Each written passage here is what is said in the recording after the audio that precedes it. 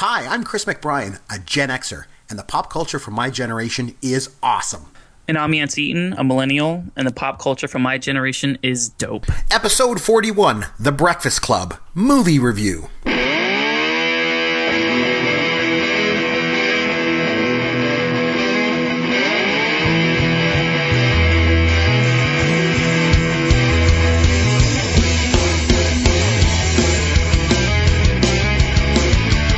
Hey, Chris McBrien here, along with Yancy Eaton. This is Pop Goes Your World. Yancy, tomorrow night, ZZ Top, buddy.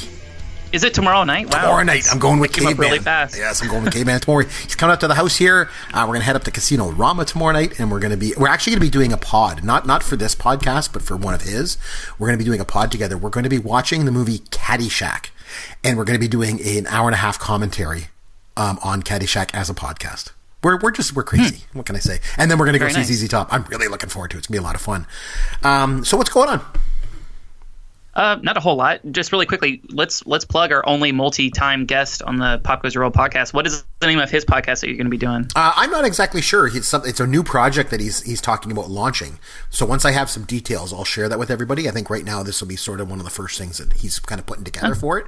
So he just asked me if I'd watch Caddyshack with him and just do a commentary on it. I'm like, I love that movie. I'll do an hour and a half commentary on that. Do we get to drink beer? He's like, yep. I said, I'm in. There you go. Nice. So he's looking for that Chris McBrien bump is what it is. Yeah, right? I guess. Whatever you want to call it. So, anyway, are you ready to get started? Yeah, man. Let's do it. Let's go. If it includes getting crunch berries up here in Canada, let's do it. I had this amazing childhood, which I did. And he went on to play Takashi in Revenge of the Nerds, which is one of my favorite movies ever. True story, Ben Savage is the most famous person I've ever met in real life. Playing the sitar and all these flowers would drop on him. I had Reading Rainbow t-shirts. I had Reading Rainbow notebooks. Not crunch berries because we don't get those in Canada. My mom basically locked us out of the house. I gotta stay home and grease the Weezer. In 94, that Little Rascals movie that came out. In the 94 version, Jesse, did they have to grease the Weezer? Oh, my. Okay, so this week I challenge you, by the way, and welcome back, because we were off last week. So it's really nice to be back. It's been 2 weeks since we did a show. And you don't... Feels a lot longer. Yeah. I know, and let me tell you, I just enjoy it so much, so I miss it when we're away. But anyway, so it's good to be back. This week, we're going to be taking a look at the Gen X classic, The Breakfast Club. Yancy, coming into this, you had never seen The Breakfast Club. Is that correct? Yep, that's true. Never. Okay, so I made you watch the 1985 Gen X classic. You watched it for the first time. When did you watch it? Was it recently? Just the last couple nights? Yep. Normally, I like to watch it 2 or 3 times anytime we do a movie that I haven't seen before. Right. Just because of scheduling, I wasn't able to this week, but I just watched it a few hours ago. So it's very, very just today you watched it. So, yep. Okay, first impressions. Watched it the first time. What do you think? Okay, first impressions are I can see why it is a lot of people's favorite movie or one of their favorite movies, especially towards the second act. It is pure magic. To me, I think it starts out a little slow. There's some character, plot lines and stuff, and particularly one character, Bender, who I find extremely abrasive, but I think that's by design. Mm-hmm. But the second act of it, and especially the way it ends, is so strong, and the way it just addresses, all of these issues that teenagers face, and how, from the outside appearance, it seems like they all kind of have their lives together, or some of them do and some of them don't, and some may have it better than others, but they're all kind of dealing with an internal struggle, and I just love how it's handled, and the teenage dynamics and stuff. You can find a little bit of yourself in every single one of these characters, and I just thought it was a super, super well done film. Okay, so obviously in this movie, the main characters represent sort of a slice of life for Gen X, as the Gen X teenager, right? And obviously they're comprised of a brain, an athlete, a basket case, a princess, and a criminal, right? Correct. Here's my question for you. If this movie were made today, would those same 5 character types be used to represent your generation, the millennial generation, or would they be different? And if they would be different, what would they be comprised of? So I guess that's kind of all rolled into one. How did you relate to these characters as a millennial? If this movie was made again, would those same character types still be around today? So I kind of struggle with this. This is the one question that Chris, just to like peel back and let you guys, in on this. This is the one kind of question that Chris prompted me for, just to like give me something to, kind of like a direction whenever I was watching this film. And I mean, it's not like it was something that we couldn't come up ourselves if we watched it. It's a very prominent theme is like these groups and these cliques and how people identify with each one of them. It's kind of weird for me because whenever I was in high school, yeah, you had cliques, you had rednecks and you had the football players or wrestlers or like the kids who just did like drama and art club and stuff. But more so, there was this group of people where there was, I wouldn't say it was the largest group, but it was a large group, which I consider myself a member of, where they did different things. They did athletics and they did, clubs, and they were kind of dorky. Like myself, like I played sports, but I was also in band all through middle and high school and was super into it. And I didn't really identify with any of those groups individually. So like, yes, the movie obviously could be made today. I think it's a very well done film, but I don't think it takes a ton of risk as far as, it's not saying anything out there that was, not being said in some facet or another. It's just the way that they did it, I think, was packaged much better.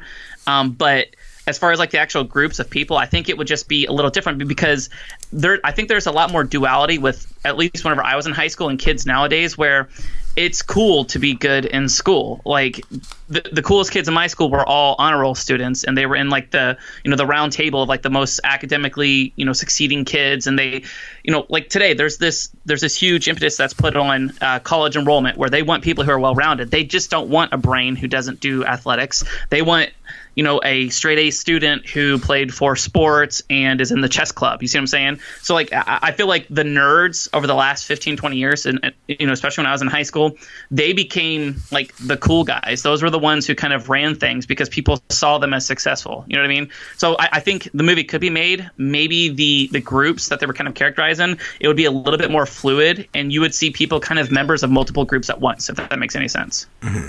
So, you mentioned Bender was a little bit abrasive to you, that character. Yep. So did you have a favorite character in the movie? One maybe that you identified with, or just maybe was one of your favorites? Did you finally warm up to him? Because I think of all the best thing is that this is about, I think a lot of them, the whole thing really is about a transformation, right? And a journey that these characters take.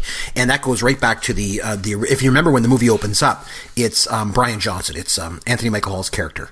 And he's basically saying, "Dear Mr. Vernon," and he's talking to him, and it says, we accept the fact that, we did something wrong and all that kind of stuff. And he says, you see us, like, what do you care who we think, because the thing is, you asked us to write an essay about who we are. Well, you see us, as a brain, an athlete, a basket case, a princess, a criminal. And that's the way we saw each other at 7:00 this morning, but we were brainwashed. Mm-hmm. But at the end of the movie, when they do the narration, he reads it's basically Vernon coming in and reading the essay, and then it's Brian Johnson's voice, and he changes it up. It's not the exact same way, because he says, you see us, in the most convenient definition of, a brain, an athlete, a basket case, a princess, a criminal. And he says, does that answer your question? Sincerely yours, The Breakfast Club, right? So it changes, right? And then, and just to go back to my original point, like Bender, of all the characters, makes a big transformation as well. He comes off as very abrasive, but I think he warms up quite a bit toward the end of the movie. So did you end up liking him a bit better? If not, who's your favorite character? Right. I did end up liking him a lot better. I thought, okay, so one of the things, this is kind of a trivia question, but I could still address this. So Judd Nelson, whenever he was acting in this film at the time, he was 25 years old. 26, and to me, or 25 or 26, yeah. And as soon as I'm watching this, that's right, yeah. That's the first thing that I notice is, holy cow, this is not a teenager, right? So instantly red flags are going up, and I can tell that some of these actors are much older than others, and to me that was almost a distraction. And then of course, like his character at the very beginning, Bender's character, like I said, is super abrasive. He is overtly obnoxious, and he knows how to kind of like pick at things that he knows people are sensitive about. He kind of what's the word I'm thinking of? He exposes things in people that he kind of knows to be true. And, I've known people like this. I've had tendencies like this myself, but that's almost like a way of him kind of, guarding himself by giving off the facade that he doesn't care. It makes him seem like he's tough or impervious to, criticism or anything like that. Like he's, why would I care? Because obviously I don't care about anything. But like you were saying how, it is easier to warm up to him because he does kind of become like a different person. He is a person that has thoughts and feelings. Like we think, oh, he doesn't care about anything. But towards the end, whenever he's talking to Emilio Estevez's character, I forgot his name offhand, Andrew's character, he literally mentions every single line that he had said about him, everything about how nobody would miss him if he were gone, or every single insult. So that kind of tells you like this is a real person. Obviously everything that's said about him is taken to heart. Like this is his defense mechanism. This is how he's acting as a way of kind of guarding himself. And whenever you understand that maybe this is not just him being a pompous ass, this is just his own way of kind of getting by. And it's like that with all these characters where they're over dramatized cliches, they're exaggerated hyperboles of like a particular type of clique in high school. You know what I mean? Like you mentioned all the ones, like a thief or like the basket head, the complete crazy person. They're so much more exaggerated just because they're trying to emulate, like their parents. And like we come up with this realization where they all decide like, are we really just becoming like a second generation of how our parents were and how our parents treated us? Is this going to be like this continuous vicious cycle? So I'm kind of saying this in a long way, but I think if I had a favorite character, it would actually probably be Brian. Not because I super identify with him, just because I think of the acting. I think his was the best. He was the most believable. He was 16 years old whenever he recorded that. Like he was an actual teenage kid. And I just thought that like his struggles was probably the least severe when you think about it at face value. Like, oh, what a burden you must carry that you got in his elephant trunk didn't work on his lamp. Like that was the thing. Like not getting an A. He's like, I can't not get an A. Right. That was his biggest burden. Yeah. That was something that I identify with in not in high school, but all through school I was a straight A student and stuff. And I remember one semester randomly in middle school, this teacher gave me a C, and it really pissed my mom off. And so she went to school, and we had like this teacher meeting and stuff. And the teacher literally said, he's still in middle school. High school admissions or college admissions don't look at this. I was just setting him up for that type of failure now, whenever it doesn't mean nearly as much, just so he can acclimate himself whenever he to prepare himself to fail in the future. And at the time I thought that was like, holy crap, like what a monster, who does something like that? But it did kind of get me used to that type of thing. You're not always going to be just completely sparkling and coming out like roses. So like I can relate to that sense, but like the fact that he would consider killing himself because he got an F on like a shop class assignment, and brings a gun to school, that's a little something I can't personally relate to, but it speaks to something that I thought was, like I said, everything in this is extremely exaggerated, and I know that's by design. Like everybody is like a very, very exaggerated example of one particular cliche, but like that one instance where like he got one F on one assignment, so he brings a gun to school. I mean, to me, that was almost too much of a stretch to seem believable. But, well, Yancy, in his defense, it wasn't really a gun; it was a flare gun, right? Because it went off in the locker and destroyed the elephant. But which was actually really funny. I thought that was funny too. I think you made a good point. I think he was an interesting character too, and I think because he was so good in this part and so believable, and then even in the scene later when they were all together and they were all kind of spilling their guts out to each other, in basically in the final act. He was so believable, and he's crying and everything, and he even is crying just because he can't believe that Claire wouldn't talk to any of them on the Monday and stuff. Like, it was just such a believable character. When I saw him in Edward Scissorhands playing the tough guy, I hated it. Like he was in Edward Scissorhands. Yeah, I liked Edward Scissorhands, but I hated his character in that because I'm like, I just can't picture him in that being the tough guy, and and I remember they even cast him in a movie called Johnny Be Good where he was a football player. I'm like, come on, this is Brian Johnson. You know what I mean? He was just so believable in that, and he was also really good in 16 Candles too. That's a movie I'll get you to watch at some point as well. It came out in the same year. It's another John Hughes movie. It came out first. 16 Candles came out first. John Hughes wanted to make The Breakfast Club as his first movie, but the studio wanted him to do 16 Candles, so he did it first. And Anthony Michael Hall was in that, and just really great in that movie too. Really funny. Whereas this one was just, I don't know, I thought it was pretty good. I thought he was really, really good. Some interesting things about Bender, just going back to Bender for a second, because originally, I'm always like, I always love this stuff about like, who got cast or who maybe got cast for the role. John Cusack and Nicolas Cage were both up for the part of Bender, and they didn't get the part, obviously, but who John Hughes gave the part to was Emilio Estevez. So Emilio Estevez was cast to play Bender. And the problem was, he cast him. He couldn't find anyone to play Andrew. He just couldn't find that right actor to play that part. So he moved Estevez over into the Andrew role and brought in Judd Nelson. And so glad he did, because I thought Judd Nelson was great in that. So what are some other things about the movie? Like, okay, so... we've talked about this a lot of times on the podcast. This is a Gen X movie. Back on episode 1, we mentioned what movie represented our generation the best. I said this movie. So what's your take on it now that you've seen it? Do you I guess you understand why it's so important to Gen X and all that sort of thing? Yep. Well, I can't personally identify with every single group of people, like we mentioned, the little cliques and stuff that they're representing. I think overall, though, it does a really good job of kind of addressing all the angst that teenagers face. Like, that's going to be timeless. You're always going to have kids who, no matter how good their home life is or how good they're in school or bad in school or anything like that, they're always going to have some sort of internal struggle.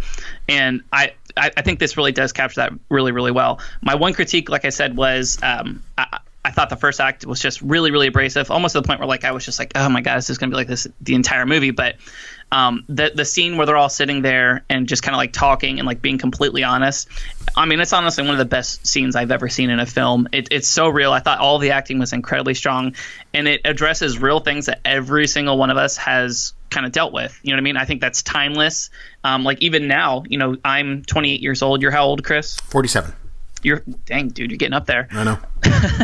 You're 47, but you can still identify with those things. You know what I mean? It's one of the most seminal moments of your entire life, and it'll always stick with you. I don't know if my generation has an equivalent film where it addresses these same issues and does it as well. I mean, we have other films that are kind of a sign of the times and, does a great job of kind of getting the pulse of culture at that moment. But this literally is like a snapshot in time where you can go back to that and you can relate to every single theme and every single issue or struggle that's going on with them. And I mean, for that, I think it's going to be a timeless film, but I can imagine how that would resonate with you, because that was right in your wheelhouse. That came out whenever you were around that age. You know what I mean? I think your connection will always be stronger to it, but I can also recognize why your connection would be so strong like that, because it is, it's just spot on with all of its, just how it deals with all these different issues. Okay, so you want to know something really cool? You were mentioning about that scene where they're all kind of sitting around. It's like that heart-to-heart scene, where they're all sitting there and they're all kind of spilling their guts to each other and all that. You want to know something amazing about that scene? Ad-libbed. Really? The whole scene was ad-libbed. Wasn't scripted. He just let him go. Talking character. Talking character, and he just filmed it. Here's the thing I want to bring up to you about this. Okay, we've talked, obviously, since we've been doing this podcast, back and forth, about, your generation movies, millennial generation. When you think of millennial films, you think of things like, CGI and all these intricate, plot lines and all this kind of stuff. This movie is basically 5 characters, 6 if you count Vernon, 6 characters in one set. One set. It's like watching a theater play. It's like watching theater. Just it was filmed. And this is sort of the anti-millennial film in a lot of ways, because instead of having all this intricate editing and the CGI and the splashy, scenes and all this kind of stuff, it's just stripped right down to watching live theater. And so that's why I was a little apprehensive getting you to watch this, if you would actually, whether you'd like it or not, just because it's so stripped down. Right. That is something that I normally stand, I kind of look away towards. If I'm looking up a movie to watch, on Netflix or wherever, I'm kind of getting a feel for it. I'm like, oh, is it just live action? That kind of bores me. But to its credit, I didn't really have any issues with this. I was completely captivated with this, and every single week I think one of us mentions at least once our emotional investment in the character. Were we able to become, where we cared about what happens to them? And I mean, I think it goes without saying, this movie does that better than almost any movie I've ever seen. I genuinely cared about each of these characters individually, despite the fact that they're all so different. I also like the fact that, I agree with you 100%, and when the magic of the movie is that these characters start to care about each other as well. And that's what makes it so good. At the beginning, they can't stand each other. The athlete, Andrew, wants to kick the living crap out of Bender. Bender's picking on everybody. He's basically making passes at Claire and everything else. They all think the basket case is crazy. Ali Sheedy doesn't talk for the first, half hour of the movie. Doesn't even have a line, and they all think that Brian's just a neo-maxi Zune dweeby. that he is. And it was so cool because then when you get to that scene, when they're doing the ad-libbing and they're improvising, I think it's so amazing that there's that scene when they all start doing their talents. And remember, Claire puts the lipstick into her bra and then she puts it on her lips. And Bender claps too long. And he just keeps clapping and they're like, hey. Mocking her? Yeah, mocking her. And they're like, and he's like, wow, Claire, that was great. And then Allison, the basket case, jumps her. She's like, you're a you don't do that, and then they all start sticking up for each other. And I thought it was really cool. Then Claire is the only one that comes up and says, hey, you know what's going to happen on Monday? I'm not going to talk to you guys. Yep. And then Bender starts calling out her. He's like, you're a She's like, why? Because, I'm telling the truth. And he's like, that's a thing to do to somebody. And it's just amazing how but through all this calling each other out, then the bonds become really, really strong.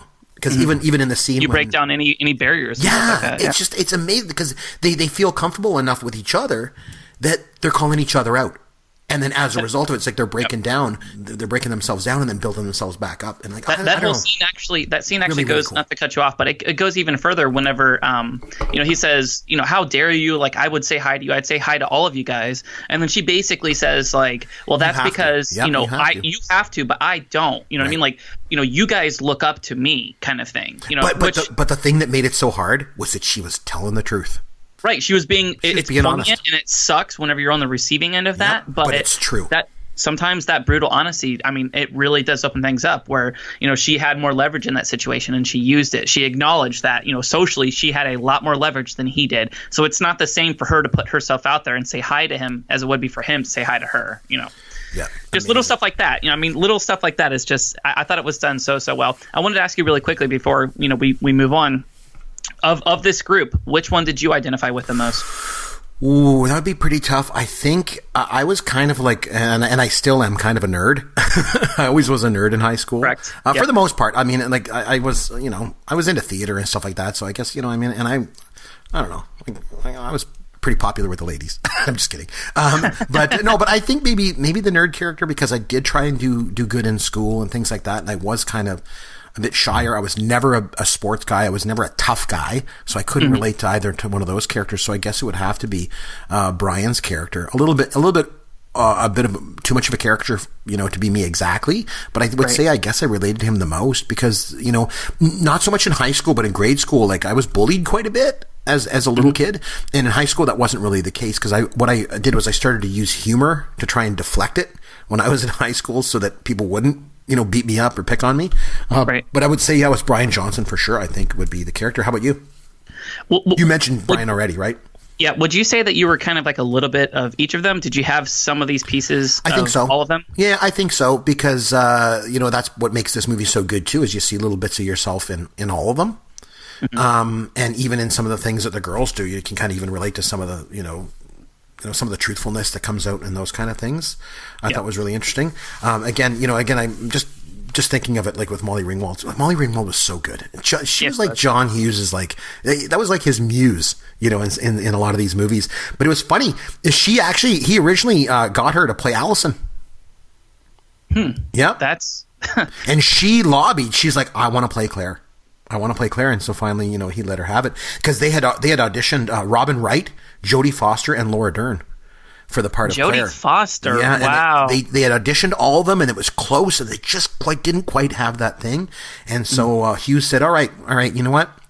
We want you to play Allison, but okay, you can play Claire. And that's the way that played out. So cool. And the other thing, too, is there's another movie that came out I think that they actually filmed it even before this, but it came out after it. It's called St. Elmo's Fire. And the cool thing about that is that in that, Ali Sheedy and Judd Nelson are in that. So is Emilio Estevez. And they all play completely against the type of this movie. Like so obviously Bender is like, Bender is Bender, right? He's like the criminal, right? And in St. Elmo's Fire, he plays, he wears suits. He works for a Republican senator. Oh, this is weird. And he's like, and he's engaged to Ali Sheedy's character in that movie, and she's like all prim and proper, and like they're like the hoity-toity, people. It's just it was so funny. But does it work? It works incredibly well. It works wild. incredibly well. That's such a true testament to an actor or Exactly. actress's actual skills if they cannot be typecast their entire career and break out. Especially when you go from a role like Bender to a role like we saw in St. Elmo's Fire with Judd Nelson. And it's funny because Judd Nelson was great in those two roles, and then he just kind of petered out. Didn't really hear much of him after that. You know, with a lot of these too. Even like Molly Ringwald, who was just so iconic, you know, in the 80s with a lot of John Hughes movies, you know, you didn't really hear a lot of her after that. You know, it was pretty incredible. So one of the questions I always ask, any favorite quotes from the movie? Because we've always said before, like Gen X movies are so quotable. They're eminently quotable, you know, because when you get familiar, you watch them over and over again. Any particular quotes or anything like that kind of, like, I got a lot. I got so many in this movie that I really love. I have a couple written down. I know the one where he talks about, I think it was Brian who says, "So what happens Monday?" And it's a really simple line, but it really says everything. So it's basically acknowledging, like, hey, we've all, the five of us, this group has kind of had like this, you know, this crazy moment of bonding. We've opened up and like we've really exposed a lot about ourselves. But, you know, we're here at Saturday school. We're going to go home tonight and then we're going to be off school Sunday. So what happens Monday whenever everything goes back to normal? Are we still going to be friends? So it says a lot in that one particular line. Hold on, I had something else written out. I love whenever Allison Reynolds' character, Allie, she's basically talking about, you know, she's like, I'm not a nymphomaniac. I'm just a compulsive liar. Yeah. And I knew people like that. I knew people who were 100% like that, where they would play up the role of being like super promiscuous, but they were virgins. They'd never had sex before. They just loved to lie. That was their way of getting attention. I think the funniest line for me was whenever Brian's character, she went through his wallet, Ali Sheedy's character, Right. Or I'm sorry, Ali Sheedy herself. She goes through his wallet and she's like, "Why do you have a fake ID?" And it was the perfect nerd response. It was like such an obvious, like, so I can vote. Like, duh. And it was like, duh, like, so I can vote. Why else would I have it, you know? It was so freaking funny. Like, it was, I thought that was probably the single funniest one-liner in the entire, you know, movie. But all the dialogue, like I said, whenever they were sitting and, you know, they were smoking weed in the library, which it was a little bit of hyperbole. That's a little bit much. Like, they're just going to openly all smoke weed there. And,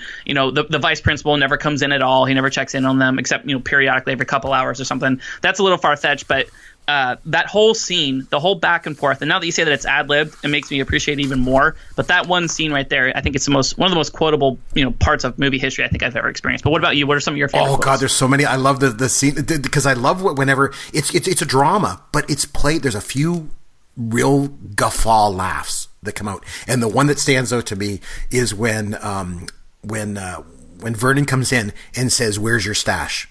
He says something like he's asking him about his marijuana. Do you have marijuana? You probably got some on you. And he's like, how could I? It's in Johnson's underpants. And it was, because he stuffed it down his pants. And I thought that was funny. I also really liked it when there was a scene early on in the movie when Bender and Vernon are having like a back and forth. And he's like, have you had enough? And he's like, not even close, bud. And then they just start to really, really get into it, and it escalates. And then he's like, okay, that's 6. That's 6 weeks I gotcha.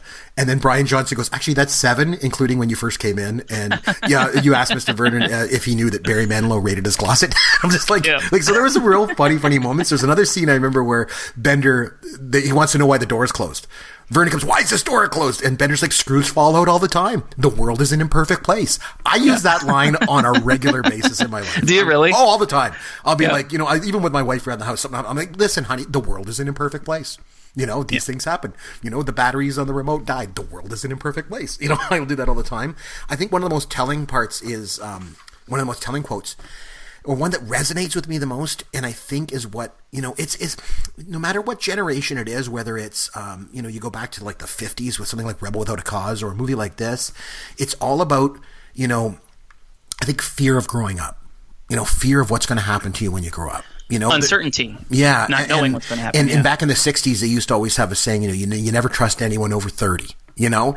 And I loved Allison's line that she says, when you grow up, your heart dies.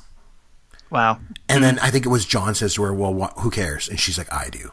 I don't know. There was just something about that just resonates with me. I don't know. I just really, really like that. And again, some of the back and forth with Vernon, like, I don't know. Some of it is so truthful, especially now that I'm in the educational field too. You know, like there's one scene where they're all laughing at Bender. Bender says something funny, laughing, and Vernon's like, yeah, you think he's funny? You want to know what's funny?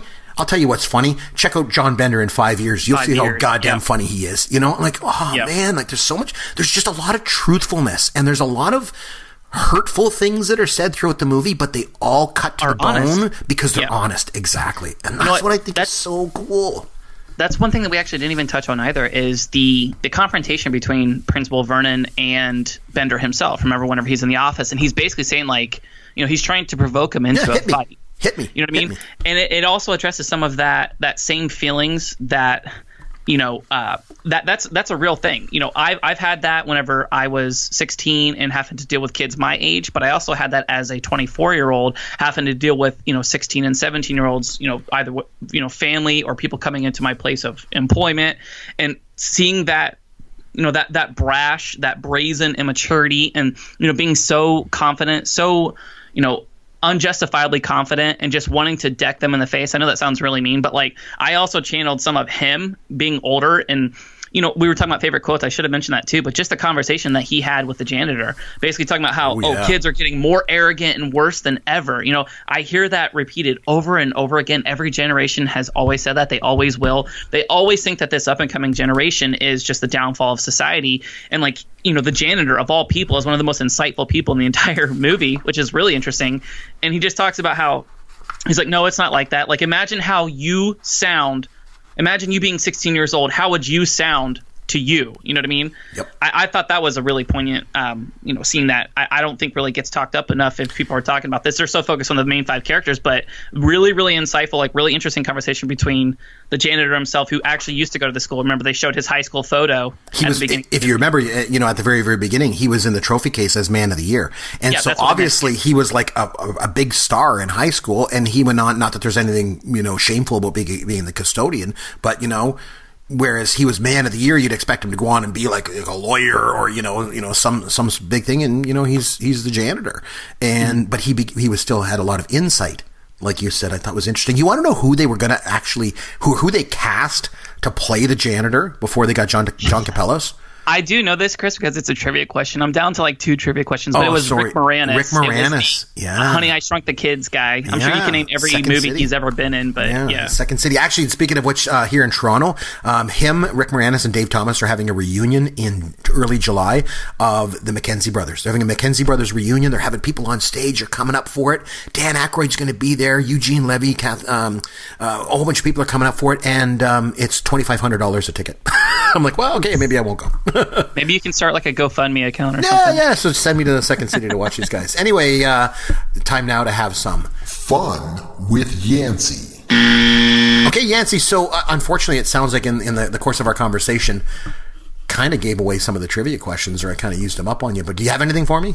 You did. I have a couple. Okay, I'm literally like, I'm cutting some out as we're talking because you just know way too freaking much for your own good. All right. So we talked about the characters' ages, and we did mention that Judd, you said he was 26. The source I looked up said he was 25, but can you name the ages of the other 4 main actors in the film? Like what ages that the actors were at the time, or what ages they were supposed to be? Not what ages they were supposed to be. What ages the actual actors were at the time of the filming. Oh gosh, I don't know. I would think, at least by the looks of it, I would say Anthony Michael Hall was definitely the youngest. Emilio Estevez was probably like, I would say early 20s. Molly Ringwald was probably about 18. Ali Sheedy was probably about 18 as well, and Paul Gleason was probably about 35. Not too bad. Judd was 25. Yep. Molly was actually 16 whenever she first filmed that. Yep, she was 16. Emilio Estevez was 22.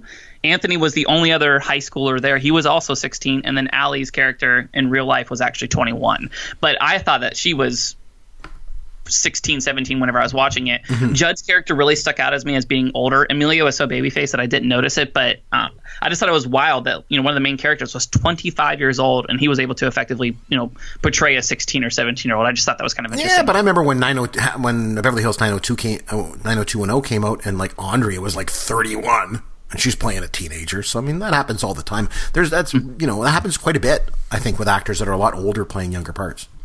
Okay. I think Webster from the 80s, he was that little guy. I believe he was 42 when he played that part. I'm just kidding. Totally kidding. Oh, I was like, what? No, I'm just kidding. Go ahead. All right. So obviously, you know, the director is John Hughes for this film. Mm-hmm. Can you name the other 7 films that he directed? Oh, You've named some of them. Okay, so Ready. off the top of my head, so there were 16 Candles. Weird Science. Jeepers, did he do Ferris? He didn't do Ferris Bueller. No, he didn't. He did. I will totally give you credit for that. Oh, he did do that, eh? Yep, so you're at 4. Uncle Buck, was that his Planes, Trains, Automobiles? It was. Both of them. Wow, you have 2 more. I'm sorry, 1 more. There's 1 more film. I don't know. You'd be so good at this. I don't know. No, I don't know. Well, 7 out of 8 is still pretty fantastic. What did I this miss? last one, it was Curly Sue. It came out in 1991. Oh, it was Curly his Sue. least dumb. critically acclaimed film. Was that So his it's not last like- movie? That would have been his last movie, was it? It was. It was. yeah. So I wanted to ask you this too. I actually didn't look in too much into this, but obviously he was one of the most like transcendent directors of that particular time frame. Yep. 16 Candles came out in 1984. Curly Sue came out in 1991. That was his last. Did he die or why did he No, stop so what he directing did was film? he walked away from Hollywood. Walked away and just became a recluse. And actually, there was a documentary that came out, I want to say like 3 years ago. And it was like, I can't remember the name of it, but it was something like Looking for John Hughes or Searching for John Hughes. And it was a couple of these young college filmmakers who decided that they were going to go and try and find him. He's dead now, if I'm not mistaken. But this was before he died. It was like I don't know how many years ago. He'd been dead for maybe 10 years now, something like that. But before he died, they went looking for him, and I don't think that they ever found him. He just became a recluse. Interesting story on 16 Candles too. Like I mentioned before, Molly Ringwald was like his muse. Like he just adored her, right, and put her in all his movies or a lot of his movies. It's like Tim Burton with Helen Bonham Carter. Yeah, he ended up marrying her, but I mean, obviously, but a little different here. But so he really was very protective of Molly Ringwald because she was young, and that was his muse in his movies, and he just had a great affection for her. And when he did 16 Candles, which you haven't seen, correct? I have not. No. In 16 Candles, the original actor that he hired to play Jake Ryan, which is like her love interest in this movie, in 16 Candles, he hired Viggo Mortensen. The guy from like Lord of the Rings. Yeah, of course. He hired him, but the problem was Viggo was getting a little bit too close and a little bit Fresh? too aggressive with Molly Ringwald, so he fired him. Good for him. Yep. Just didn't like the way that was playing out. So he fired him and he brought in the other guy to play Jake Ryan, who was just perfect in the movie. But anyway, there was that. Interesting. So, okay, so that's it. We talked lots about Breakfast Club. We'll wrap things up. So for next week, the ball's in your court. What millennial movie will you have me watch and have me come back and review with you? Just really quickly, I wanted to give a rating on this. We've been doing that every single week. I think sometimes we forget. So out of 10. Out of 10. Like I said, out of a 10, 10 being a perfect score, 10 being, The Matrix or Interstellar or something. Right. Not Moon, though. Not Moon, because Moon was like I said, I did think that there was a couple rough parts towards the beginning. The first act I wasn't absolutely in love with, so that kind of knocks it down just a little bit from being an absolutely perfect film. But the second and final act are so incredibly strong, and the character development and just how invested we are in them is so, so good. I'm going to give it a flat 9. A 9. Whoa! Very, very strong film. This has a ton of rewatchability. Good. It does. Like my wife, she saw me watching it and she's like, "Are you watching it this season?" Or I'm sorry, she's like, "Are you doing this show for this week?" I'm like, "Yes." She's like, "You are going to love this." She's like, "You might cry watching this film." She's like, "I cry every single time I've watched it." So she's seen it multiple times then already. Yeah, she's seen it. It means a lot to her. So there you go. But anyways, for my film this week, Chris, I'm going to go from a film that came out in 2007, which is the year I graduated from high school. Yep. What do you And got? as a fun fact, this is the first film that I ever watched in a movie theater by myself. I could not get anybody to go with me to see it. At this point, I had a budding relationship with film where I wanted to start seeing these critically acclaimed movies that nobody was really paying attention to. And the film is No Country for Old Men. Ooh. Yes. And Have you come seen back it? And we'll talk about it. I have seen it. I'm going to watch it again. It's been a long time. I remember I absolutely loved that movie when I saw it. Good. And it's so funny. I was just thinking about that movie today for some reason. I don't know why. I was thinking about that movie. So I'll go back and watch it again, and we'll come back and we'll talk about No Country for Old Men. Good choice. Good choice. Cool. Okay, until next time. Hey, if you want to reach out on Twitter, you can get a hold of us at C. McBrien, IEN.